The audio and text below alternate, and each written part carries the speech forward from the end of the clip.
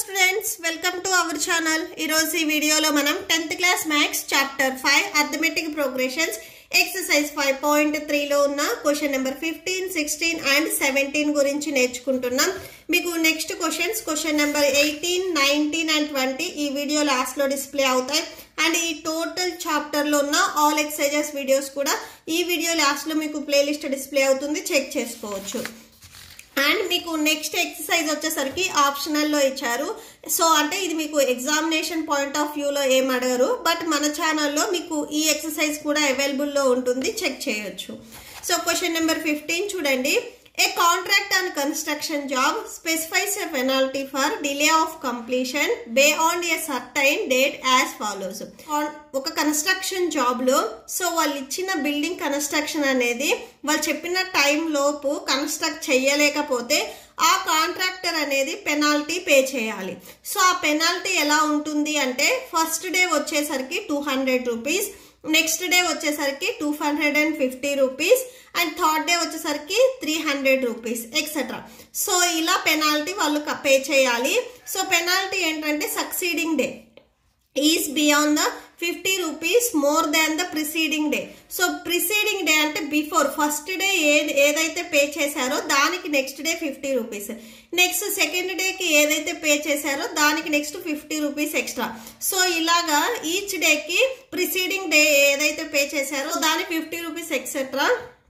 So ఇలా pay చేసుకున్నట్లయితే how much money the contractor has to pay as penalty if he has delayed the work by 30 days. So ఆ contractor 30 days work ని delay చేస్తే total గా ఎంత penalty pay చేయాలి అనేది మనం ఫైండ్ అవుట్ చేయాలి. ఓకే, సో సొల్యూషన్ చూడండి. So first penalty for the first day penalty వచ్చరికి 200 rupees, second day 250, third day వచ్చరికి 300 రూపీస్. ఇలా మనం 30 డేస్ వరకు రాయలేం కాబట్టి సో దీనిని మనం అర్థమెటిక్ ప్రోగ్రెషన్ లో రాసుకుంటే first day 200, second day 250 and third day 300 and so on. Okay, so here A equal to ఈ ఫస్ట్ వాల్యూ ఏదైతే ఉందో ఇదే మనకి ఏ వాల్యూ అవుతుంది. సో ఫస్ట్ వాల్యూ ఇక్కడ మనకి 200 ఉంది.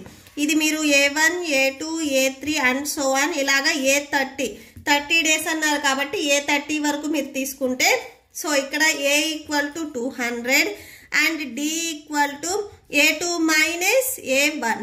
A2 value 250 minus A1 value 200, subtraction చేస్తే 50 వస్తుంది. సో D వాల్యూ వచ్చేసరికి 50 and N equal to total number of days 30 days. So N value 30. Okay, so ఇక్కడ మనము ఈ వాల్యూస్ ఏవైతే ఉన్నాయో వీటిని సమ్ చేయాలి. టోటల్ గా మనకి SNకి 2 ఫార్ములాస్ ఉన్నాయని నేను ఆల్రెడీ చెప్పాను. n/2 into 2a plus n minus 1 into d. So ఇదొక formula. And SN equal to n/2 into a plus l ఇదొక ఫార్ములా.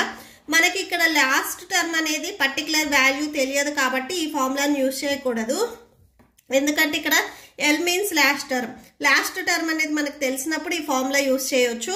బట్ ఇక్కడ మనకు లాస్ట్ టర్మ్ తెలియదు కాబట్టి ఫస్ట్ ఫార్ములాని యూజ్ చేసుకుంటున్నాం. ఫార్ములా ఒకసారి రాసుకోండి. SN equal to n/2 into 2a plus n minus 1 into d. So ఇది ఫార్ములా. n వాల్యూ ఇక్కడ మనకి 30, టోటల్ నెంబర్ ఆఫ్ డేస్ 30 అన్నారు కాబట్టి సో 30/2. ఇక్కడ కూడా సేమ్ S30కి మనం ఫైండ్ అవుట్ చేస్తున్నాం, అంటే some of 30 days. 2 into a value 200, next plus n value 30 minus 1, next d value 50. That equal to cancel చేయండి, 2 1s 2 15s 30. సో 15 2 ఇంటూ 200 400 వస్తుంది plus 29 into 50. Okay, next 29 into 15 multiply చేయండి. So that equal to 15 into 400 plus, so ఇక్కడ చూడండి 29 into 50 మీరు multiply చేస్తే 1450 వస్తుంది. So అది రాసేసుకోండి. Next inside ఉన్న 2 వాల్యూస్ని యాడ్ చేయండి. యాడ్ చేస్తే మీకు 1850 వస్తుంది. నెక్స్ట్ 15 ఇంటూ ఈ వాల్యూని మల్టిప్లై చేయండి. సో మల్టిప్లై చేస్తే 27750 రూపీస్ వస్తుంది. టోటల్గా అతను 30 డేస్కి 27,750 రూపీస్ అనేది పెనాల్టీ పే చేయాలి. సో ఇది S30 వాల్యూ. సో థేర్ ఫోర్ అని లాస్ట్లో ఒకసారి కన్క్లూడ్ చేయండి. Therefore penalty to be paid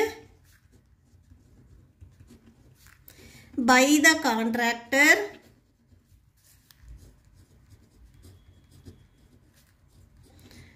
for 30 days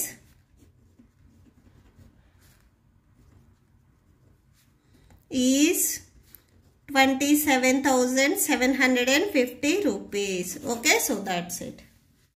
Next question number 16 చూడండి. Sum of 700 rupees is to be used to give 7 cash prizes to the students of a school for their overall academic performance. So 700 rupees కి 7 cash prizes ఇచ్చారు అని చెప్తున్నారు.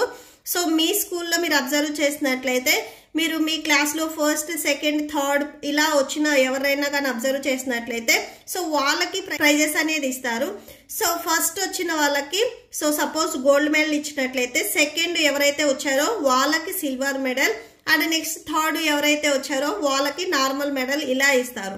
So అంటే first ఎవరైతే వచ్చారో వాళ్ళ gift మీద నెక్స్ట్ సెకండ్ వచ్చారు చూసారా వాళ్ళ గిఫ్ట్ అనేది 20 రూపీస్. నెక్స్ట్ సెకండ్ పర్సన్ ఎవరైతే ఉన్నారో వాళ్ళ తర్వాత వచ్చే థర్డ్ పర్సన్ కి ఇంకొక 20 rupees less.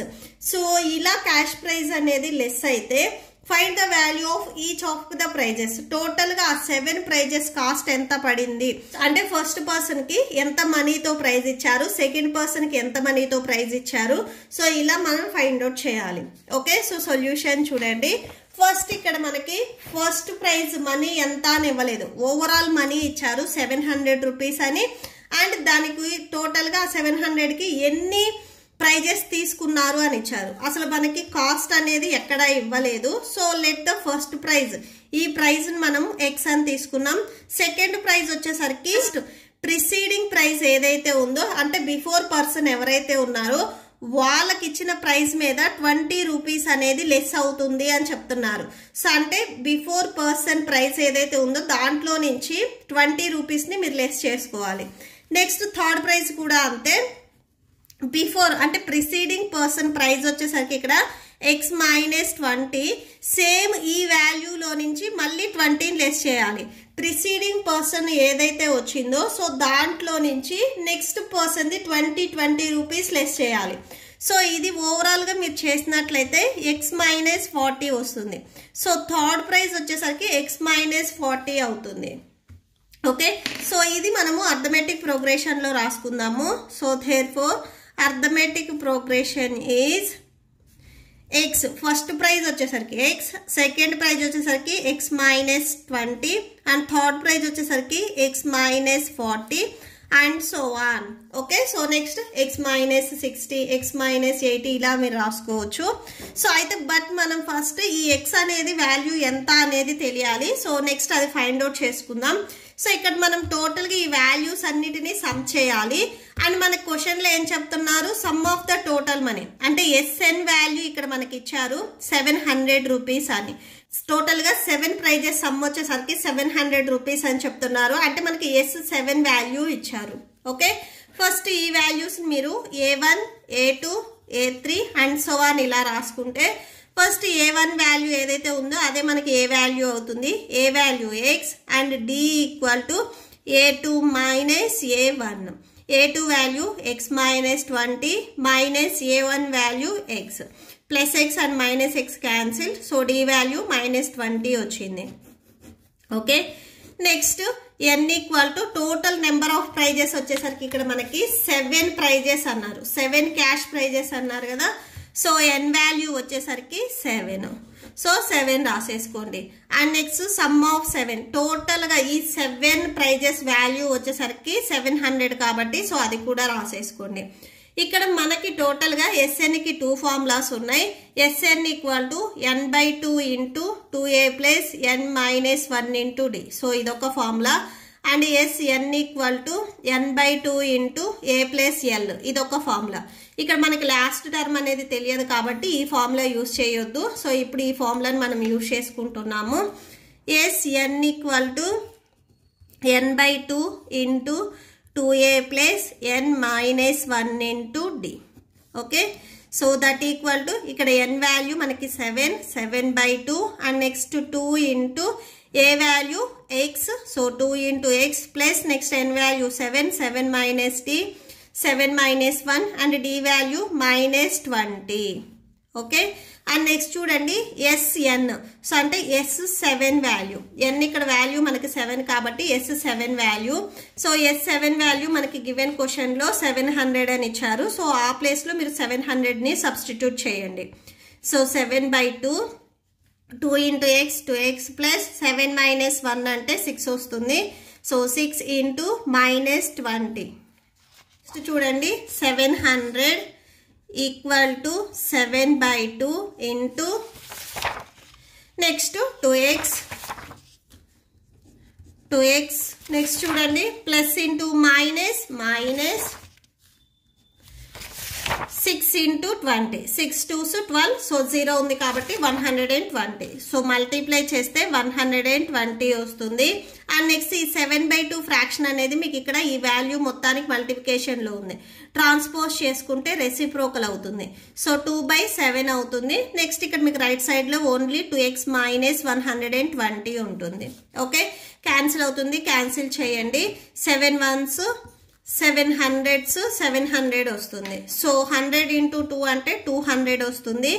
Equal to 2x minus 120.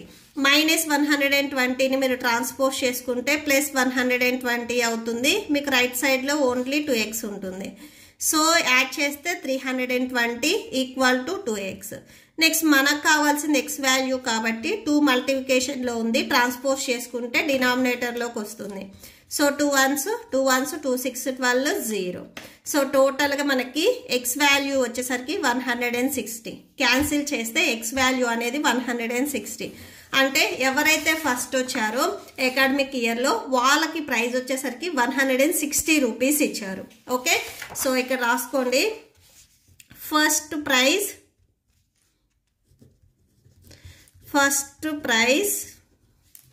x, మనం ఫస్ట్ ప్రైజ్ ఇక్కడ చూడండి x అని తీసుకున్నాము. So x equal to 160, x value 160 rupees. Next second ప్రైజ్ని మనం x మైనస్ 20 అని తీసుకున్నాం ఇక్కడ. సో ఇక్కడ రాసుకోండి x minus 20. That equal to x value మనకి 160 మైనస్ 20 సబ్ట్రాక్షన్ చేస్తే 140 వస్తుంది. Next third prize so x minus 40. So x value 160 minus 40 that equal to 120. So ఇలా మనం 7 ప్రైజెస్ వరకు రాసుకోవచ్చు. దేర్ఫోర్ 7 ప్రైజెస్ ఆర్, సో 7 ప్రైజెస్లో చూడండి ఫస్ట్ ప్రైజ్ వచ్చేసరికి 160, second prize 140, third prize 120 and next fourth prize ఎలా వస్తుంది.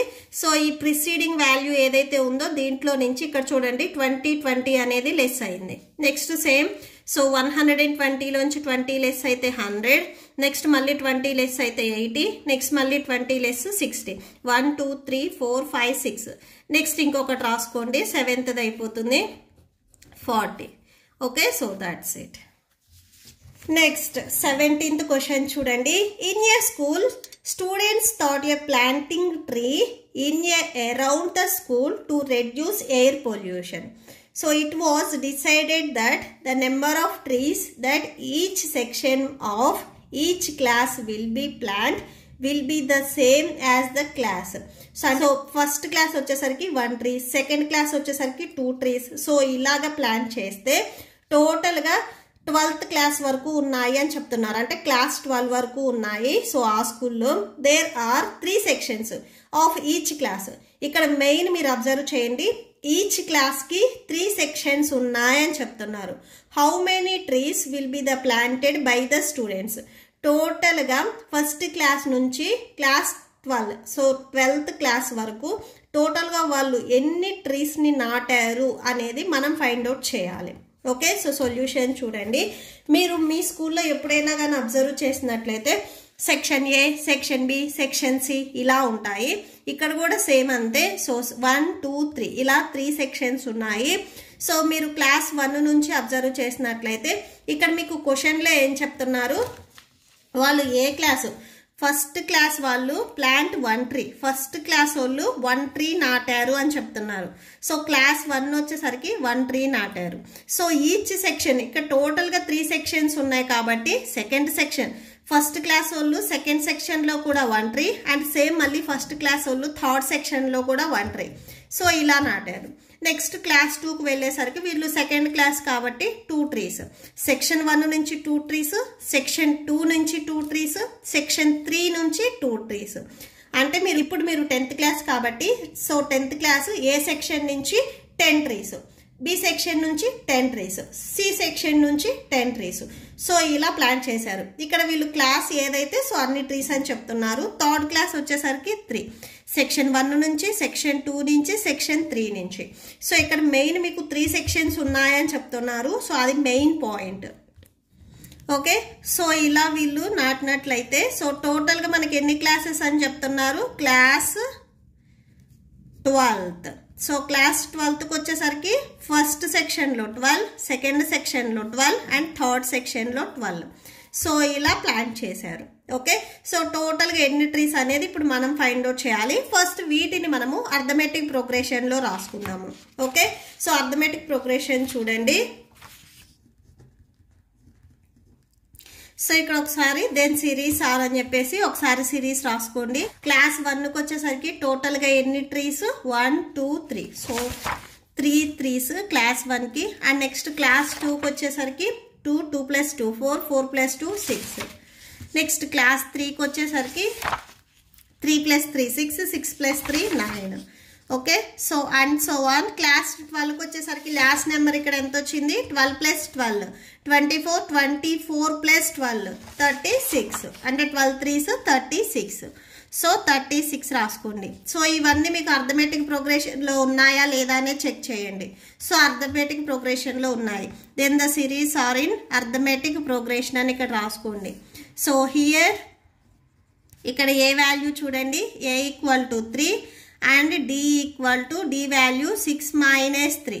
ప్రిసీడింగ్ వాల్యూస్ని సబ్ట్రాక్షన్ చేయాలి. సో d వాల్యూ మనకి 3 వస్తుంది and a value 3. n = total number of classes ఇక్కడ మనకి 12 అన్నారు. సో 12 వస్తాయి. ఓకే, సో ఇక్కడ మనకి ఏ వాల్యూ తెలుసు, డి వాల్యూ తెలుసు అండ్ ఎన్ వాల్యూ కూడా తెలుసు కాబట్టి సో ఈ వాల్యూస్ మొత్తాన్ని మనం యూజ్ చేసుకొని సమ్ చేసుకోవాలి. ఫార్ములా రాసుకోండి. n = n/2. ఇక్కడ మనకి Sn ఫైండ్ అవుట్ చేయడానికి 2 ఫార్ములాస్ ఉన్నాయని నేను ఆల్రెడీ చెప్పాను. Sn = n/2 into 2a + n - 1 into d. So ఇదొక formula. And Sn = n/2 into a + l. So ఏ ఫార్ములాని యూజ్ చేయాలి అంటే ఇక్కడ మనకి లాస్ట్ వాల్యూ తెలుసు, ఫస్ట్ వాల్యూ తెలుసు కాబట్టి మీరు డైరెక్ట్గా ఈ ఫార్ములా యూజ్ చేయొచ్చు. ఆర్ మాకు ఈ ఫార్ములా డౌట్ ఉంది అనుకుంటే ఈ ఫార్ములా అయినా కానీ యూజ్ చేయొచ్చు, నో ప్రాబ్లం. మీరు ఏ ఫార్ములా యూజ్ చేసినా కానీ ఆన్సర్ అనేది సేమ్ వస్తుంది. సో ఇక్కడ మనకి పర్టికులర్గా లాస్ట్ వాల్యూ తెలుసు కాబట్టి సో నేను ఈ సెకండ్ ఫార్ములా యూజ్ చేస్తున్నాను. మీకు మీ స్కూల్లో ఎవరైనా కానీ ఈ ఫస్ట్ ఫార్ములా యూజ్ చేయమని చెప్పినట్లయితే సో ఈ ఫార్ములా యూజ్ చేయండి, మీకు వాల్యూ లాస్ట్లో ఆన్సర్ అనేది సేమ్ వస్తుంది. Okay, so Sn = n/2 into a + l. n value 12, 12/2, a value 3 plus next చూడండి l మీన్స్ లాస్ట్ వాల్యూ. ఇక్కడ లాస్ట్ వాల్యూ 36 వచ్చింది. That equal to 2 1s 2 6 12. So 6 36 + 3 39. ఈ 2 వాల్యూస్ని మల్టిప్లై చేయండి. అండ్ ఇక్కడ n వాల్యూ వచ్చేసరికి మనం 12 తీసుకున్నాము. సో అంటే 12 క్లాసెస్కి మనం ఫైండ్ అవుట్ చేస్తున్నాము టోటల్గా ఎన్ని ప్లాంట్స్ అనేది నాటారు అని. సో S12 ఈ 2 వాల్యూస్ మల్టిప్లై చేయండి, మీకు ఫైనల్ ఆన్సర్ వచ్చేస్తుంది. సో 234 టోటల్గా ప్లాంట్స్ వచ్చేసరికి 234 ప్లాంట్స్ని వాళ్ళు ప్లాంటెడ్ చేశారు. సో therefore అని రాసేసుకోండి. Total number of trees, that equal to 234. Okay, so that's it. మీకు ఈ వీడియో నచ్చితే ప్లీజ్ లైక్ చేయండి, మీ ఫ్రెండ్స్కి షేర్ చేయండి అండ్ మన ఛానల్ని సబ్స్క్రైబ్ చేసుకోండి. ఇప్పుడు మీకు ఈ వీడియో లాస్ట్లో నెక్స్ట్ క్వశ్చన్స్ డిస్ప్లే అవుతాయి అండ్ ఈ టోటల్ చాప్టర్ ప్లేలిస్ట్ కూడా డిస్ప్లే అవుతుంది, చెక్ చేసుకోవచ్చు. Thank you and thanks for watching.